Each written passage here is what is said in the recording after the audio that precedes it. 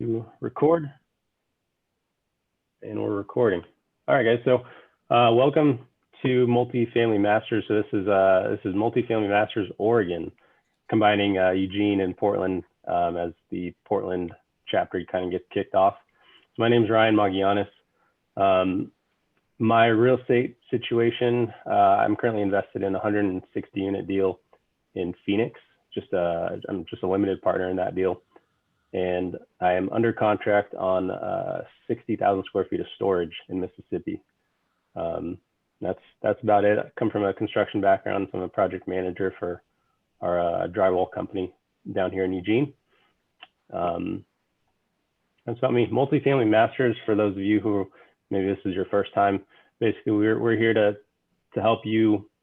We'll provide networking opportunities, education opportunities, anything that we can do to help you either get started in real estate, grow in real estate, find your next partner, whatever we can do, that's what we're here to do. So I'm going to drop our Facebook group here in the chat. If you're not a part of that, there's like 6,000 plus members in there. More opportunities for networking, education, all that kind of stuff. So that's me. I'll go ahead and introduce our guest and chapter leader, Chris. Go ahead and introduce yourself, Chris. Yeah, Chris Freeman. I'll keep my introduction short because I'll be talking here later. But I live in Portland and been in the multifamily real estate business for about 20 years.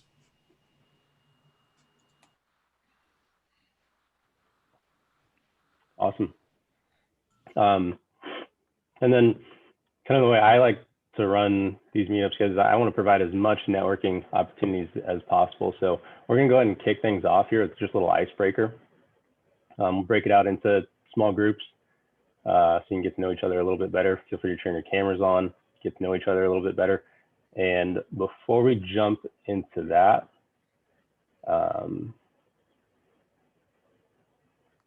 as the world starts kind of opening up again, oh crap. Okay, I'll create this. I want to kind of gauge comfort levels on, we want to get back to in-person meetings. So I want to gauge comfort levels and kind of see when we should start planning for that. But I'm going to break us out into some small groups. Question I want you to, I got for you guys when you get into those groups. I want to know what book you're reading or what podcast are you really enjoying right now. Feel free to share what you've got going on right now. So break it out for just about 5 minutes. And we've got 13, so I'll go ahead and create 5, go 4. About 5 minutes, get to know each other, and we'll come back and get to Chris's presentation.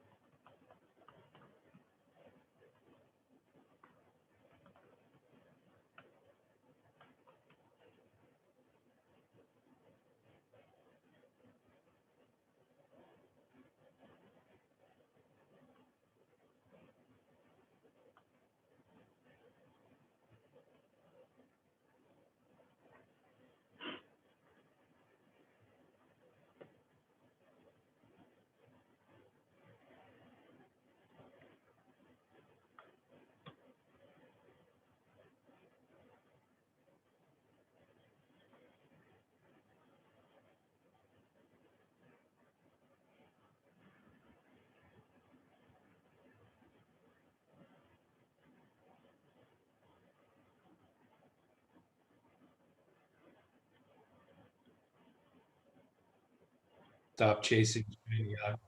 So we're here to absorb as much as we can from Chris and the rest of the crew here, everybody that comes to these. And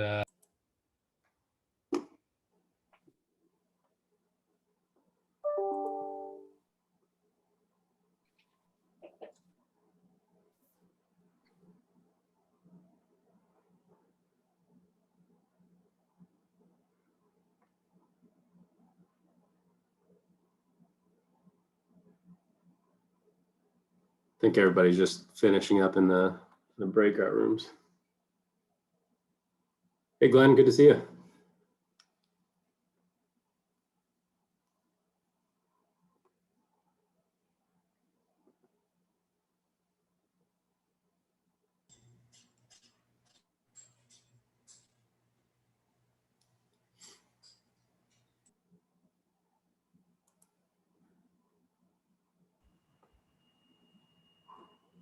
All right, I think we've got everyone back. So Chris, I've got that poll ready, so I'm going to go ahead and launch that. If you guys would just go ahead and take a second, let me know. It's comfort level, yes, middle, no. Just let us know so we can start planning for some in-person stuff too.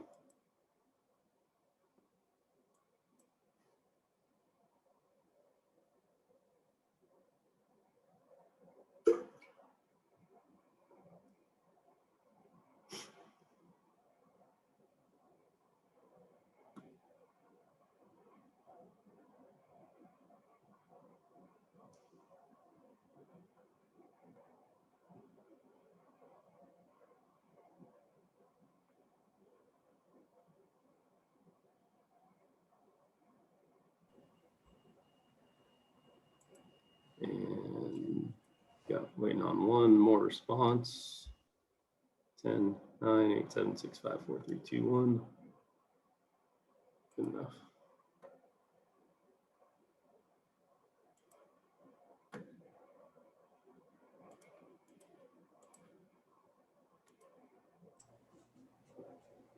So sorry, I didn't answer, Ryan, because I'm not part of your group up there. I would have answered. I apologize. oh, no problem, Glenn. Yeah, it looks like for the most part, people are ready to go. Okay. It'd be interesting to say now, what about going back into your work office? How do you feel about that? All right. I appreciate you guys answering. And Chris, go ahead and take it away. Okay, well, I'm going to go ahead and share. We'll kick it off. Let's see, I'll do PowerPoint. And Ryan, can you confirm that you can see my slide? Yep, good to go. Okay. All right. Well, sorry, Chris, I'll just make one last announcement. If you guys have questions, go ahead and type them in the chat, and I'll just go ahead and moderate as they come in. We'll do a Q&A at the end, but feel free to type them as they come up. All right, well, we'll kick it off. So I'm Chris Freeman, and I live up here in Portland, Oregon. And I want to start off by saying, look, I don't have all the answers to everything real estate. Really, my objective today is to share just some of my experiences, and more importantly, some of the lessons learned over 20 years of building up and acquiring 110 multifamily units while working full-time in my W-2 job. So as far as the agenda, I want to just spend a few minutes on talking through what was my original strategy, really well before I even knew what I was doing, and then spend some time sharing some stories of how I grew while kind of peppering in some of the lessons learned. And I've got 7 lessons learned that I was going to communicate. There's a lot more, but I wanted to keep this short and sweet.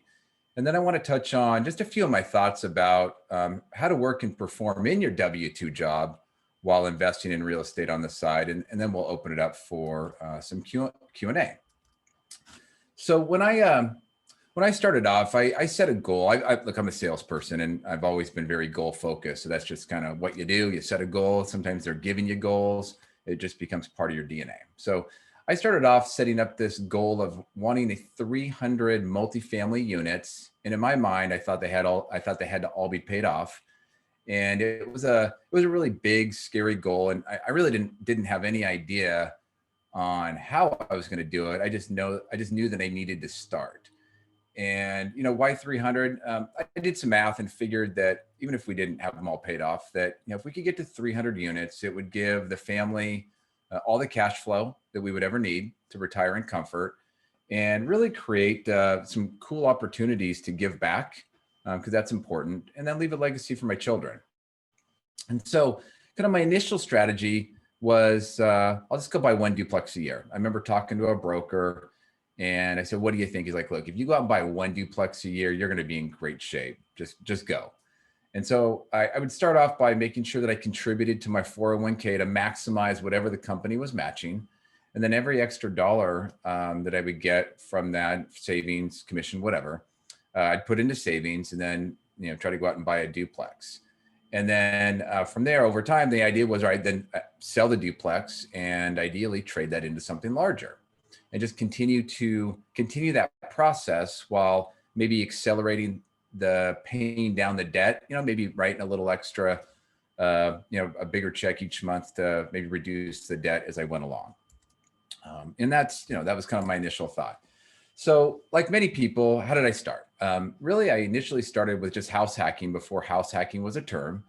And I was living in a tiny little single bedroom, sharing a house with somebody. And so I went and bought a 3-bedroom, 2-bath house that was really more than I could afford.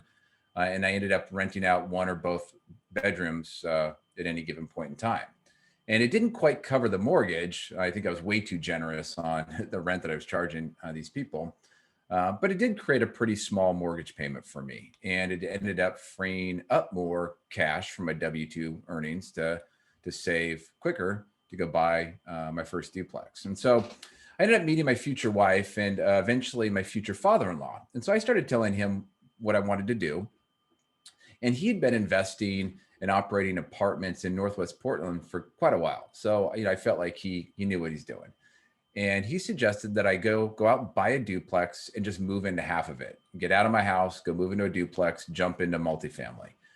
And so I said, all right, well, sounds good. If that's what he's saying I should do, I should just go do it.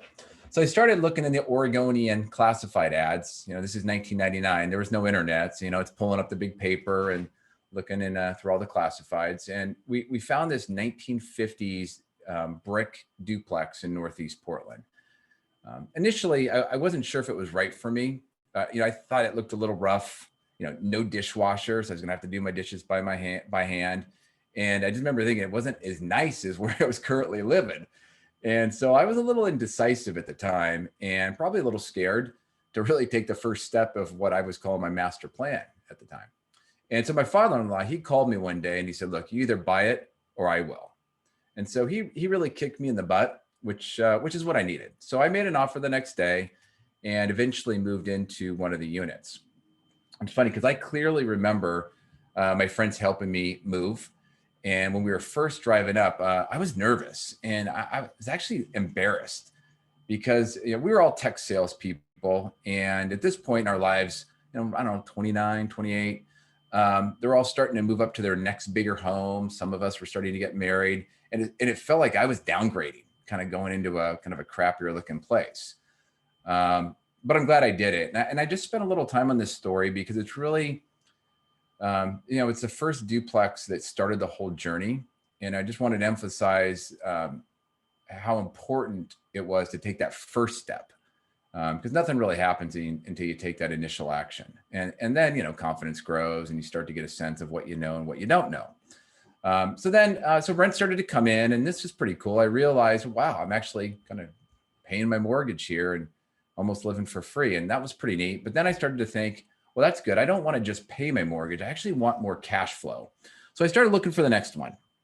Now I was thinking, wow, if I can do 2 units, maybe I can do 4.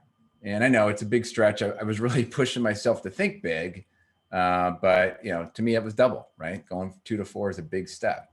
So once again, opened up the Oregonian, started poking around and found a 4-plex that was for sale. A little further out east from where I was living at the time with that duplex. So maybe not quite as nice of an area. But I ran it by my father-in-law and he liked it. And he actually wanted to partner with me on it. He ended up having some cash on the sideline. He said, yeah, I'll do it with you. And so we decided to go 50-50, no contract, no agreement of any sort. We just did it. And it's funny because at the time, the idea of a partner never occurred to me, mostly because I didn't trust anyone. And part of that was I really didn't feel like I knew what I was doing because I didn't. I was brand new at it. And so I was a little insecure. But I went ahead, jumped in with him, felt like I trusted him, and sold my house that I house hacked, and we jointly purchased this fourplex. And so that really leads me to lesson, I think lesson number one, which is the foundation of everything that I did, which was this business can be so much easier with a partner, especially when you're working a full-time job. You know, sometimes you're just going to need somebody to back you up. It creates an opportunity to divide up some of the work. And just generally, right, it's sometimes the way to generate ideas and work through problems is just being able to talk to somebody versus sitting in your home office and talking to yourself. And I'll touch a little bit more on the partner piece. That'll come up throughout multiple topics here. So at this point, right, I started operating that fourplex, and confidence is growing and feeling pretty good. So constantly keeping my eye open for deals and asking around and looking at ads, and I don't know, maybe the internet was starting to pop up at that time. I can't quite remember. But up to this point, I'd been doing all of my loans with the same broker, and it was a residential broker because everything below 5 units was not a commercial loan. So, bought my first house, bought my second house with my wife, bought the duplex, the fourplex. So, building a relationship with this particular broker. And he was also a buddy of a really good friend of mine. And then what I learned was he was already pretty active in real estate outside of just being a loan broker. He'd been buying foreclosures, buying plexes, fourplexes, eightplexes, and also doing some development work. And so in my mind, and once again, thinking big, hey, if he's buying an eightplex, man, he's big time. And so I wanted to pick his brain and learn from him. So we started going to coffee, and I would sometimes go to his office and just pick up some tips along the way. And he was just generally a fun person to chat with. So one day he calls me and he says, "Freeman, I have a fourplex I want to sell you." I was like, "Oh, okay. Well, that's interesting." I said, I just asked him 2 questions. I said, "Why and how much?" And the why was he was liquidating all of his holdings in 2005. And he was trying to create $1 million in liquidity from all of his assets so he could pursue some development project in Arizona. And I bring this up because this question of why is probably one of the most important questions you can ask, because when you understand the seller's motivation, you'll know when maybe to negotiate on something, and you also know when to maybe back off certain things. So, for example, clearly, time for this individual, his name was Miles, was not something he was interested in negotiating. He wanted speed. But he probably was willing to be a little bit more flexible on the price if he could free up his equity quickly. So he gave me a price, and I said, okay. So this kind of takes me to lesson number 2. Always be networking, and always be networking to build win-win relationships.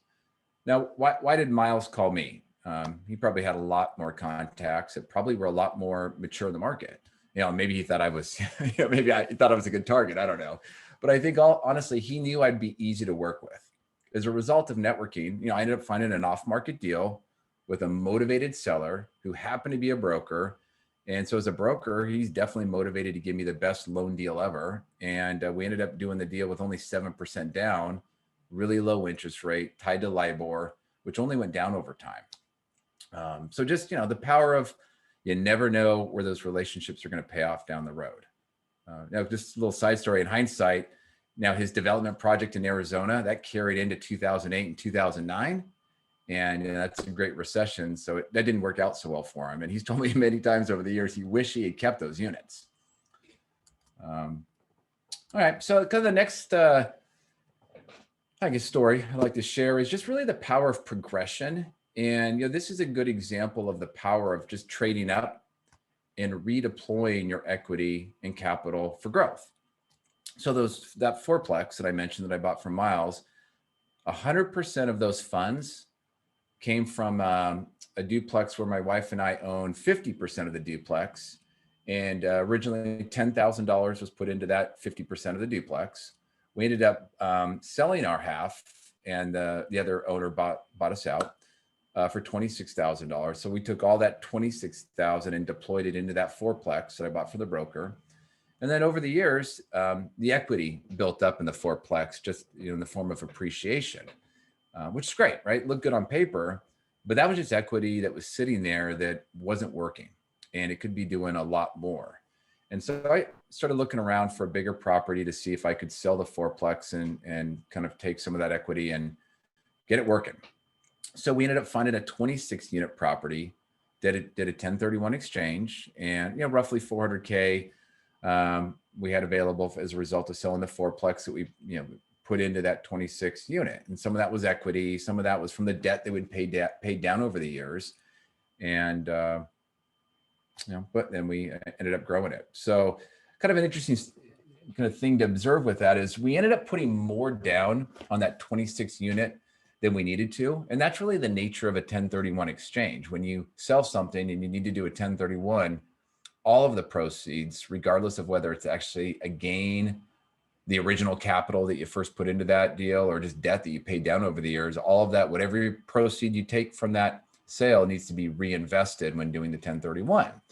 So as a result, we ended up putting more down than you might traditionally put down on that 26 unit, which reduced our overall debt service on a monthly basis. So the way the math worked out is we were able to significantly increase our cash flow versus what we were getting on the fourplex, roughly in a magnitude of 4 to 5x. So that was kind of neat.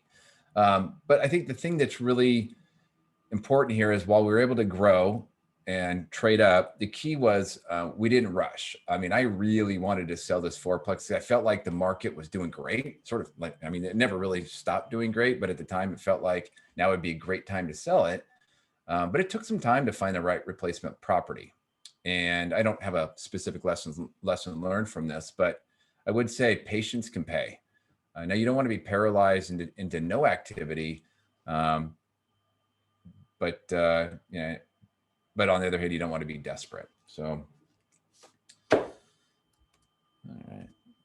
right. So moving on, then, at one point we ended up finding this 10 unit place, and this is really a story of the importance of expressing your interest in sharing with people what you're doing, what you're looking for. And I got to know this broker at a fitness club. I was chatting at the bar. We were sitting by the pool. We were never working out, but we got to talking about real estate and multifamily. And we had kids and same age, so we're just kind of generally just chit chatting. And I mentioned to him that I'm always looking at real estate and multifamily. And at the time, I felt our sweet spot was in the 8 to 15 unit range. And I communicated that to him. And I just felt that was below the big time investors, and probably way below any of the institutional money in the market, the big funds that are out there, insurance companies, pension funds, that type of thing. And he then mentioned, coincidentally, he happened to be nurturing an owner that he was trying to get a pocket listing on a 10 unit building. So really just kind of getting that seller warmed up to the idea of selling, but he first had to go find a buyer and really never actually list the property. So we discussed that a little bit more, and I said, hey, I'm interested. So he went back to the owner, said he had a buyer, and the seller was interested, but he was concerned about capital gains. He didn't really want to have to pay all the taxes. So we ended up doing a deal and buying it on contract. And we maybe paid a little bit higher of an interest rate than the market, but we also eliminated all the fees and lending fees, everything that goes into getting a loan. But that brings me to my next lesson 3. As I mentioned before, you never know. You always want to be putting yourself out there and telling people what you're doing and what you're looking for. You just never know who might have a property or who might know somebody that has a property. It also brings me to my lesson 4. When you can buy something on contract, you are creating a new business relationship that can yield benefits down the road. But I will say you have to nurture it. And I tried to boldface that, underline it, italicize it, every font feature I could find in PowerPoint, because that's so important. I mean, you're creating a business relationship, and you have two ways you can handle it. You can, number one, you can just send the check over each month, just like you do with a bank. Or number two, you could call that seller proactively, give him or her an update on the property, even if they're not asking for it. Just kind of keep them involved with what you're doing. For example, we had to do some minor roof repair on a portion of a flat vinyl roof, a little more complicated than normal shingles. And so I just used it as an excuse to call them. And I was able to get some information about the previous contractor he had used when he installed the roof. And then we just had a general conversation. I just remember standing outside of Costco, kind of in a hurry to go get something, but he had time, wanted to chit chat. And so we ended up talking for, 15, 20 minutes. And why was that so important? We definitely needed that relationship down the road. I mean, you never know. I mean, look at where we're at right now, COVID. If I did have a problem with him because of COVID, or a problem with rents and tenants, whatever it might be, I almost 100% confident he would have been flexible and willing to work with me versus, it's much more difficult to go work with a bank, or much more difficult to work with somebody that you've never really called or talked to except mailed in a check. Another example is we did go back to him and renegotiate our loan. Rates had dropped over the years, and we were considering refinancing the property, paying off the loan, actually absorbing a 1% prepayment penalty. But he's been a great guy, so I wanted to go back to him because I knew he was concerned about the capital gains. I just didn't want to stick him with a big tax bill right in November. And so we went back and talked to him, and he was willing to redo the loan, new term, lower interest rate. Ended up being a win-win for both of us. And I know this would have been incredibly difficult without that relationship. The other point that I want to make on this, it's so important, is most sellers probably have other properties. And I found out in talking to him that he did. And at some point we built up some cash reserves, and we were looking for our next property. And so I just, out of the blue, I called him one day and I was asking him if he had any interest in selling any of his other properties. I didn't know where they were, and I didn't know what size, but I called. And so he gave me an address for a 14 unit, suggested I drive by and give him a price. And so I did. It was a great location. If you're familiar with Oregon, it was just off of Southwest Barber near OHSU, the medical school and hospital. And so I went back to him and said, yeah, we're interested. I gave him a low number, probably a little bit insulting, but I mean, I didn't have any financials. I didn't have any rent rolls or trailing 12 months of income and expenses. And he got a chuckle. He came back with a different number and offered to sell it on contract. And so we ended up putting a deal together. And coincidentally, we just renegotiated that loan for a lower rate that starts here in November later in the year. So kind of moving on, tell you a story about this 22 unit building. I think it was about 6 years ago. We looked at a 22 unit place about an hour outside of Portland in a much smaller town than Portland. And we passed on it. Just didn't feel like it was a market we were interested in. I don't know, just didn't feel like the numbers worked at the time. And then it sat on the market for at least 6 months. And it's a really good example of how fickle buyers in the market can be. Once a property has been on the market for a while and prospective buyers start to see that there's a reason, they start to see that it's been on the market, they assume that there's a reason everyone else passed, and they don't want to be the one person that missed something. And so there's maybe some stigma that's out there where they're just they're afraid, and they just assume that there's something wrong with it, so they move on. And it also goes the other way, right? And we're seeing this right now. Once people start competing for a property, everybody starts competing for a property because they don't want to miss out. Anyways, it turns out that this property, it was just totally mismanaged. It was an older owner, incredibly cheap, lots of deferred maintenance, unhappy tenants.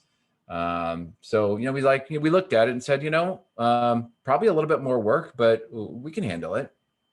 And, we tried to do the best due diligence we could and understand the maintenance problems, and went ahead and made an offer. I think we got a pretty good price at the time. And purchased it and got busy fixing maintenance issues. And so this is just a picture of my helper. This is my daughter here, just pointing out this is a gray water waste line that we had to replace. And you can just see, the crack running all the way down the waste line. That's just an example. We went in eyes wide open of some problems that would have to be fixed, but that's part of the reason why we were able to get it for the price we did and why most people were walking away from it. Now, because this was out of town, we had to go find a third-party company to handle the lease up process. This was really an important step for me to scale. I mean, there was no way I wanted to be driving 1 hour each way on a weekend or an evening just to show an apartment or rent out an apartment. It was also an important process of starting to put in more qualified, better tenants. The prior owner, I mean, he had some bad tenants in there. And as a result, he was also renting it out for maybe $500 to $600 a month, when really it should be going to $800 a month in this particular area. And so we did all that. And when you can improve rents $200 to $300 a month, you are significantly driving up the net operating income on the property. And when you get into multifamily, the value of the property, what you can sell for is completely tied to that net operating income. Not like a home, which is tied to what other homes are selling for. So we're actually probably going to be selling this in the next 60 days and just look to kind of move into a different market. But that takes me to my next lesson is don't be afraid of problems. Other people's problems can be your opportunity. You have to understand what you can take on and what you can't. And also this is definitely, within reason. As long as you're doing homework, problems can be opportunities, and those opportunities can make you a lot of money. It also leads me to lesson number 6. And I kind of touched on this with the earlier lesson, but if you transact with a seller, find a way to stay in touch and follow up with every seller that you transact with. This is so important because the odds are they have more than one property. If they're in the business, I mean, why would they buy just one? Most people want to scale and get to some size. And for people that are out there that, if any of you have done any direct marketing to owners to maybe buy houses, flip houses, or direct marketing to multifamily owners, it takes a ton of work to go cold prospect, do mailers. And here you have somebody you've already transacted with. It's a warm prospect. I mean, those are the ones you really want to nurture and keep on a list and follow up with. So then, after we purchased this with that seller, right, we stayed in contact with him. Turns out he had a 90-year-old father we helped buy a house from. And this 90-year-old gentleman had sold it on contract. He was in the process of foreclosing on it and just was getting close to finishing up the process because the owner that he'd sold it to, due to drug problems, just had stopped paying and totally trashed the place. I mean, it was a total mess. I mean, like if you've watched any hoarding shows, I mean, you can kind of see the trash to the side, rats and just really, really bad. And that's my daughter there kind of demonstrating how bad it smelled. So we ended up buying it for $50,000, had the cops remove all the squatters, put in roughly $30K, and then turned around and rented it for $1,300 a month. And if you do the math at that rate, we'll have earned all our cash back in a little over 5 years. Now, ultimately, we'll definitely sell this one. I mean, we're not in the single family business. If one tenant moves out, you have 100% vacancy. And, that's definitely, could be a challenge during a downturn, COVID, or just generally when somebody moves out. The other thing that we ended up doing is that same owner, just staying in touch with them, we ended up buying a 5-plex from him. And we weren't really looking in this particular area. It's called Longview, Washington. But unfortunately, his wife had cancer and he needed to be more liquid, just needed some cash. And he could have sold it to anyone, but we were convenient and we'd stayed in touch. And once again, an easy team to transact with. So this takes me to my final lesson, number 7, and I'm sure you've picked up on this by now, but reinvest your cash flow to accelerate growth. And for 15 years, my partner and I, and so maybe I didn't really touch on this, but that entire time, all the transactions that we did, I was partnered 50-50 with my father-in-law, and we had a nice division of labor. He liked to kind of focus on anything that didn't touch the tenant. He liked to work on the maintenance. He liked to go to Home Depot and pick out lights and supplies. And I handled all the tenant relationships, all the financing, the banking. So it was a very good division of labor and a very good partnership where we both leveraged some of the skills and things we enjoyed doing. But for 15 years, we didn't take a penny out of the cash flow. All the cash sat in the bank until we generated enough to go buy something else. And in some cases, we'd throw some more cash in, depending on what it was we were looking to acquire. And, it's up to each person's lifestyle, but I just found that if we started taking cash flow, the family would spend it. So it didn't really get us to the longer term goal of what we had. And by leaving it in, reinvesting it, you're compounding and accelerating the growth and ultimately creating a larger cash flow stream down the road. Once again, it just depends on your goal and what that number is you're looking to get to. So I come back to where we started. So that's the first duplex that I personally bought, and I held it for a few years, and then I sold it, and then took the gains and did a 1031 exchange into this 15-unit complex, and this was with my father-in-law as a 50-50 partner. And it's funny, this used to be called 45th Court, and my partner had he just had an aversion to anything called court. He just thought that made it look worse, and so we renamed it the Molly Manor because my daughter was Molly and born the year we purchased it. And this was really our first larger purchase, more than 4 units. And it was such an important move because once we got to the 15-unit building, this is what really started to create more significant cash flow that actually helped fuel all the other investments. So, most of what we bought over time started with the cash flow generated from this one. So we bought it in 2005 and we still own it today. So I'd like to wrap up with a couple more touch on working your W-2, and then what's next for me, and how have I kind of rethought our process for the long term. So I want to touch on the W-2 piece for a second. For me, the W-2 job was always priority number one. If real estate investing was taking time or mental cycles away from being able to execute my job, it ultimately was impacting my ability to generate W-2 cash flow to invest. And I think more importantly, it was about principle. I really believe that if you're working for a company, you owe that company, your team, your manager, 100% effort during the week. And then the evenings and the weekends are for the properties. And once again, this is where a partner can be incredibly helpful. It helps you balance. For example, there was one year as a salesperson, in technology, I'd far exceeded my number for the year and was into the accelerators, if you're familiar with how sales compensation works. But in order to get those accelerators, I still had one bucket to fill, which I had not done. And we're like November, December. So that was pretty important to fill that bucket.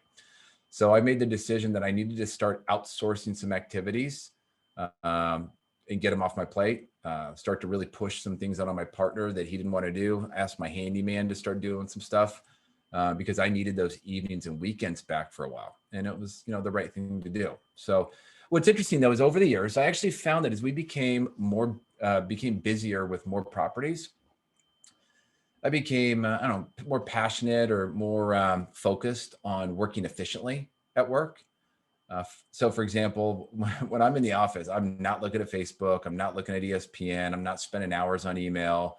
I become much more diligent about blocking my time. Some people call it time blocking, lots of great books on that, just to really create focus during the day on the things that matter the most in my W-2 job. And it's weird. I'm as busy as I've ever been, but I feel like I'm the most productive that I've ever been. So wrapping up, what's next? I've really expanded my thinking and strategy on how to get to the goal. I'm not at 300 units yet, so I throw up that number there of 3,000. It's a big, scary goal, but we are now working on larger acquisitions, 100 plus units as an example, where we'll be part of multiple people forming a general partnership. Because those types of deals are usually they're too large for any one person to acquire. So you put together a team. And those deals usually require additional limited partners as investors that don't have any operational involvement in the deal. So for example, I'm also personally invested in a couple larger properties as a passive investor where, I don't touch it. It's just, I'm a limited partner. And the other thing that I'm working on around that is I recently set up my very first job. I took that rollover IRA and set that up as a self-directed IRA that I'll be using to passively invest. To passively invest in other people's projects, and that's part of a self-directed IRA. Is you can't be involved in the operations of the property, and I believe we're actually going to have that as a topic coming up, just around using a self-directed IRA for real estate investing. So, so why do this, right? It's for me, it's really the challenge. I think the part I enjoy the most about it is just the challenge of growth. If you're not growing, I think you become stagnant. I don't know, just not healthy. But I find the journey towards growth is very fulfilling, and I just enjoy it. But also, I'm really passionate about a longer term plan that we have to start up and personally fund a youth leadership and life skills coaching program. I do some volunteering with youth. My son just became an Eagle Scout, and I've learned a lot kind of about youth leadership and just really how important that is. And I've learned that there's a lot of life skills and leadership skills it's just not taught in school. And everybody has their opinion. I just kind of firsthand, I just don't see that being something that is really being delivered unless you're part of maybe some type of structured sports program. Like if you're in football, I found that that's a program that sometimes does a really nice job teaching some of those skills. But beyond that, maybe they're not getting as much as they could. And I've noticed that the top youth naturally rise and excel, but we're concerned about the ones that have the potential, but maybe don't know what to do, how to do it, maybe just too afraid to do it. And then from there, once that's sort of off the ground and running and to a level of quality where people actually are willing to pay for it, then pull the profits from that to fund a nonprofit arm for kids that can't afford it. So, and for me, this is ultimately what it's all about. It's, these are my kids. It's about creating the opportunities to spend time with the kids and really, my kids' future family. And I mentioned this is that one, the 15 unit that we bought, and we renamed it. And this is my, both my kids, Christopher and Molly, and their uncle made that sign. It just cracks me up because it reminds me how fast the kids can grow and how precious each day is. So, that's also why we do it, just to free up, the faster we can generate the wealth, the faster we can create some more time to go do the things that are most important to us. So thank you everybody for listening to me. I hope you found some value out of that. I'm always happy to talk real estate investing, just generally chat. If anybody wants to talk with me, you can go to my website, scroll down to the bottom. It's pretty clear. You can just put in your name, phone number, and email, and drop me a note, and we can set up a call. And we'll send these slides out so you can book a call directly. Hit me up on one of the social media links. But I also have a free ebook. It's more focused on kind of evaluating passive investments. But if anybody wants a copy of that, drop me a note. And let's see here. So with that, I think we'll open it up, see if anybody has any questions. The chat was pretty quiet, Chris, but I'm sure people have some questions. I'll go ahead and get it started. I'm curious to know what would you say maybe biggest challenges in growing, and maybe you can, getting started, maybe somewhere in the middle, and then maybe what you're seeing. Yeah, that's a good question. It's still being challenged, but I think initially, when you're maybe looking at something smaller and you're trying to do everything, the maintenance, the tenants, just trying to keep costs low, it definitely created some hard choices over the years. As friends are out golfing on a Saturday, I'm in a filthy duplex pulling up carpet tacks from a original hardwood floor so I can kind of expose the floors. Deferred some vacations early on, and I just felt like there's too much going on. And probably a mistake. I mean, that was a poor job of really balancing time on my part. I think, and then I think having a partner is awesome, but also having a partner creates challenges. And, you know, my partner was very particular about certain things. He wanted to do the bare minimum in some areas of maintenance. He just didn't like to spend money unless it was his idea and he was excited about it. And then it was like, yeah, let's go do it. So I learned to adapt and tried to work on, you know, how to plant the seed of an idea so it could become his idea. And, you know, if not, I'd move on. It just wasn't that big of a deal. There was more important things to worry about. So, you know, learning, you know, it's a people business, right? So just understanding what's important to your partner and your partner understanding what's important to you. And, you know, that's an awesome synergy when you can figure that out and, you know, each partner respects each other and works well together. So we got a question from John. John, if you want to go ahead and unmute yourself and ask your question. Oh, yeah. So, my question was around how you find it. You had talked about the one under contract. You talked about your original loan with the duplex. Have you used any cash out refinance or HELOCs? Or if that even applies, excuse if it's a very junior level question. No, it's good. On one property, we did refinance it and pull some cash out to use into other investments. You know, that was just an example. I probably would have done more of that earlier, but my partner was a little bit more conservative. So we just in the process of refinancing that 15 unit, the one with my kids in front of it. We got a pretty low loan balance, and we just decided to not pull any cash out. But I think, you know, we did it once, and if I probably had my way, I probably would have done it one or two more times on other properties. I had one follow-up question. Any issues with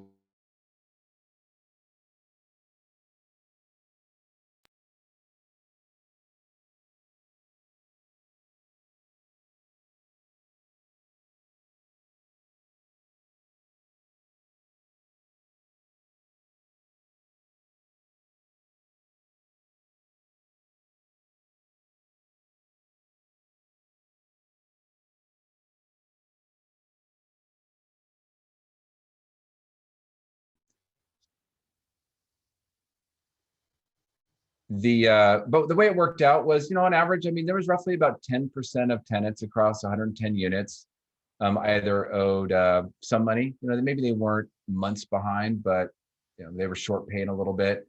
In any given property, it seems like there was one tenant that owed. I mean, one property, this one tenant owes $5,000. Another property, they owe $5,000.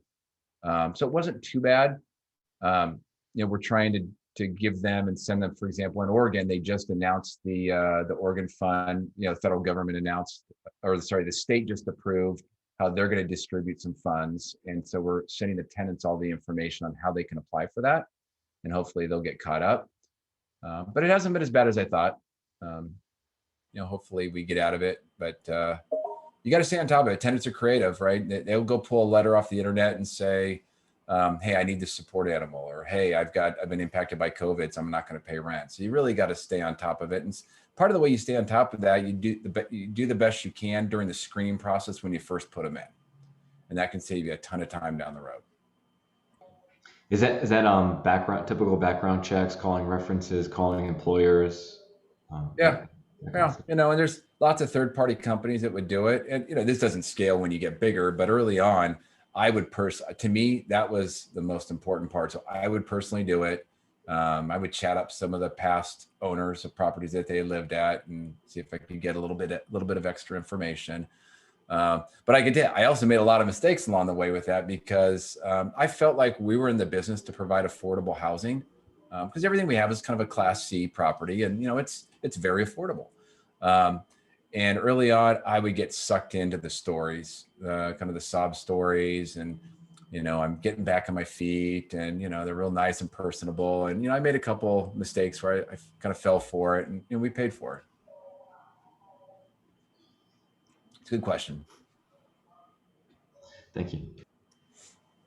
Got another question for you, Chris. But first, I want to. It is kind of tied into kind of what you're talking about, being productive and making the most out of your time, maybe with your W-2 and focus on something else. Jeremy is getting like education, networking, and getting a workout in, and I just think that's awesome. So yeah, appreciate it, Jeremy, for being here, man. And looks like you're killing it. Chris, you talked a lot about buying and selling on contract, and another term be seller financing, right?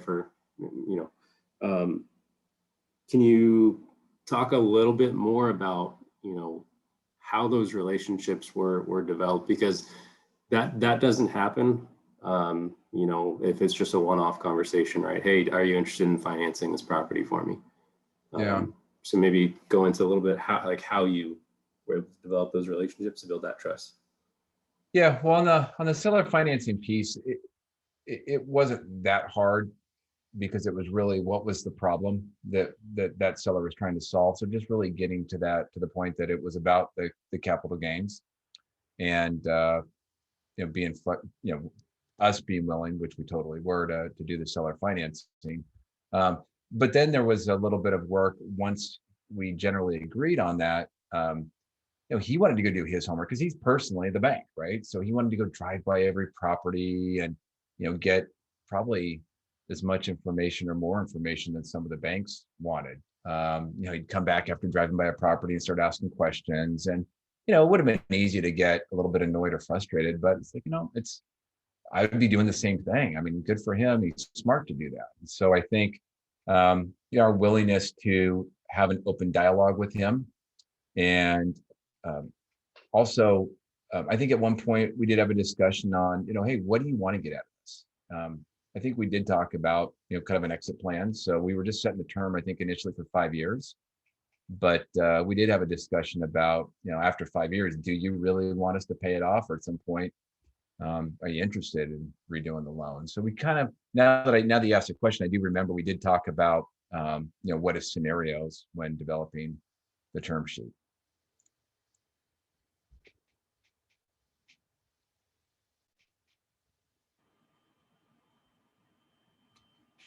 I see Tony just had a question. When underwriting your deals, how much do you factor in for maintenance costs per unit? It depends a little bit on the age of the building and, and then also how well it was taken care of, but kind of roughly on a per unit per year, maybe $4,000, $4,500. Just ballpark. I mean, every market's different, but I think that's sort of a rough number. Like if you're seeing from a seller, if they're giving you numbers and you're seeing 2,000, that's probably too low. If you're seeing 8,000, that's probably too high, but kind of on average, ranges around 4,500 per unit per year. And I will say I'm probably not the best underwriter. I'm a sales guy. I tend to want to go fast and go out and find the deals. And sometimes, I'll underwrite them, but I'll definitely want to run the underwriting by somebody that's a little bit more of a numbers focus. And it's also a good example of when you're partnering, some people are going to be more the numbers focused person, and some people are going to be more the, want to get out there and look for deals. And so, you have to know what you're good at and what you're not. Yeah, and just Tony, an underwriting tip for you is, when you're thinking of partners or building out your team, think of like the other pieces, right? So your property managers and brokers, and a lot of those guys are going to be able to provide you a little bit more accurate information, even a lender, because they're going to go in and study that property and study other similar assets, and they're going to be able to tell you, hey, 70s product in this area, class C or class B, your maintenance expenses or your expenses should run you about X amount per unit per year. So you build strong relationships with them, and they will actually help you kind of fine tune your underwriting. Thanks, Ryan. Thanks, Chris. Yeah, that's what I've been hearing about 500 a month. A 500 unit. Typically that's 4,600 or so, right on kind of like what you mentioned, Chris, in terms of the cost of the maintenance there. Do appreciate the input. Yeah, no, you're welcome. You're welcome. the little things that I've tried to do over the years, like for example, I think in the last couple of years, with some of the, I now have put some of the properties under property management, but I've tried to implement a policy where, hey, they're not allowed to nail anything to the wall. Use command strips, because like, God, how many times do you have to go back in and like before tenants move out, they try to spackle it. We've got all this mismatch of color. That's just a waste of money and time. So it's like, if they never nail anything to the wall, we save some money. So just trying to get more programmatic and consistent across how we do some things to just lower cost at scale. And that was just one little way of, I even had the property managers give them a pack of command strips when they move in, because they're probably not going to go buy them, even though we told them to do it.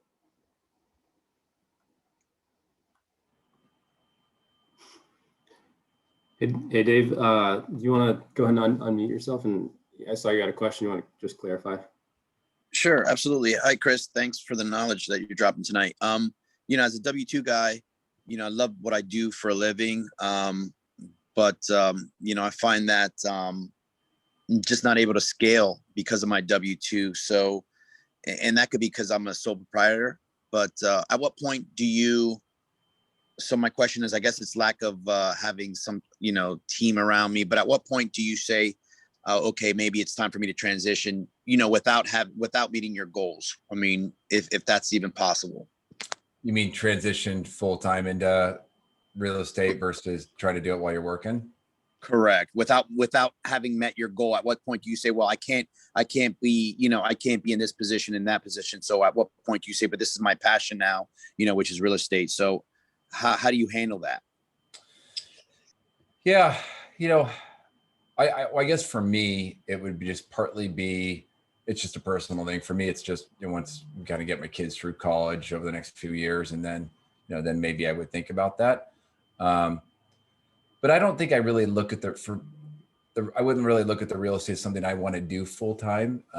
It's really to fuel some of the other things that I want to do, that I might be more passionate about. I would say that if at some point you are passionate and you're like completely thriving and loving what you're doing in the real estate side, man, go deploy that energy and go for it. The value of having that W-2 on the side is, as you're doing that, it's a little bit of a backstop, right? It reduces risk a little bit. But if you feel like you've got the passion and the excitement and the energy, man, go for it.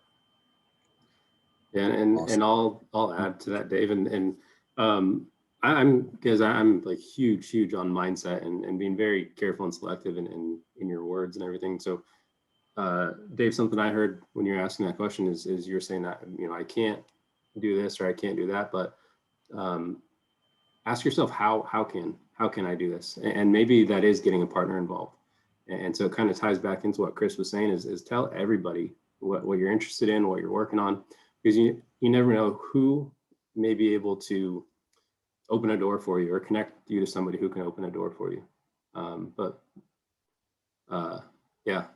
think rather than, hey, I can't do this, ask yourself how, and then your brain starts going to work on that problem. Appreciate it. Thank you. Yeah. That's also, another example of that is like in anything, right? You can go get a coach. People get life coaches, real estate coaches, health coaches, money coaches, advisors. Sometimes we just need to we get some help developing the path, because we have the need, the want, the interest, but maybe we just can't figure out on our own how to develop the path to get there. And that's, those people can help. Hey, Chris, I have a question for you. Ian? Hey, so, things have changed. The internet's evolved, social media, new technologies. Things are different from the days when you were looking in the back of the classifieds for a duplex. Mm-hmm. So what are you doing to find your new deals these days? Well, a lot of the same stuff. It's still networking, talking to people. I didn't know Ryan, 4 months ago, but now we're jointly working with Denny to run a pair of meetups. So it's, I think out of everything I just covered during my session, it's probably the networking piece is the most critical part of it. I'll give a great example. In fact, I was talking to a broker called me yesterday, and so brokers are still one way, but a broker called me yesterday and said, hey, I have a deal in Salem. It's not listed, but I think the owner would sell it if we could get him a number. And is this, are you still looking? I was like, absolutely. And so we talked. I asked him a bunch of questions, and then in the process of the conversation, I don't remember how we got there, but he mentioned that he has a seller that is looking to sell something and move in 1031 to some other market like Atlanta, North Carolina, South Carolina. Oh yeah, I knew what it was. I was talking about a deal that we're looking at in Greensboro, North Carolina. And so then he started talking about his deal, and his client is going to need to find roughly a $25 million deal. Well, I'm not involved in any $25 million deals, but I know a guy who has 3 properties in Atlanta who actually is getting ready to sell them. And so I ended up connecting those two. And so that's just an example of where, me networking, I just brought a connection to my contact with a guy that, they're selling 3 properties, also looking to buy 3. And, he may end up just putting together a deal with one single investor because of networking. So I think that's going to be a big part of it. Facebook, LinkedIn, but you can't, I just believe you can't underestimate the importance of, real face-to-face, video-to-video, conversations. Thank you. And I've not been great at it. I mean, I'm a sales guy, but sometimes you get so busy, right? You meet somebody, you give them your business card, you swap cards. And then what happens? Like, I was just going to my desk. I've got a pile of cards that have been sitting in my desk for, I don't know how many years. And I've never logged them into a CRM or my phone or whatever. So it takes a lot of work. So Ian, are we going to network on Friday? Yeah, definitely got some more questions for you. All right, we'll see you down there. So we'll do maybe one more question, then we'll get into some more breakout rooms, give you guys an opportunity to learn a little bit more about each other. Maybe find your next partner. Cool. I had a question. Have you ever thought about short-term rentals or that scenario? I did. I've always wondered if the rental real estate market was maybe another, kind of the next industry to be disrupted like everything else, right? Cars, Uber, whatever. And so I have the 26 unit building that I have. It's in Central Oregon, and so I took one unit and set that up as I kind of set it up as a unit that I could use when I'm out there because it's out of town. And then also as an Airbnb to really test out the process. And, it was working fine. It was basically using it 50% of the month. It was generating what it would have rented for the month and maybe even a little bit more, but it was a hassle. As soon as I had problems, I stopped doing it. I had a tenant show up or a renter show up who went to go check in and there was already somebody there. And it wasn't the previous person, so somebody had given somebody else a key, and so it just wasn't worth it. I think in a higher end market it might be better, but kind of for the average stuff that we were doing, at $50-$60 a night, it just wasn't worth the pain. Wasn't worth it. Mm-hmm. And I just dropped a link to a YouTube podcast, whatever. Brandon Turner's The Real Estate CPA has a series on short-term rentals and how they can be used as a tax loophole. So if you're not a real estate professional, short-term rentals allow you to take advantage of the depreciation from real estate. And just as if you were a real estate professional, apply that depreciation against your ordinary income. So if anybody's interested in looking at that. Yeah, thank you. Anybody else have any final questions, thoughts before we break it out?